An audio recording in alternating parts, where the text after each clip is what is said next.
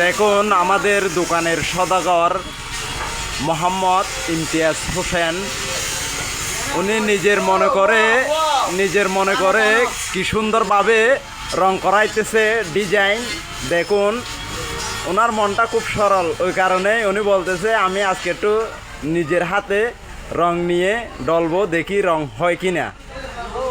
দেখুন কি সুন্দর করে রং টানতেছে। আপনারা সবাই একটু দোয়া করবেন ওনার জন্য। উনি লোকটা খুবই ভালো, সরল, এবং আমরা ওনার আন্ডারেই ওনার ডিপার্টমেন্টেই আমরা কাজ করি। প্রায় 12 থেকে 13 পর্যন্ত লোক আছে ওনার দোকানে। ওনার ডিপার্টমেন্টের নাম হচ্ছে furniture mart, Imtiaz furniture mart.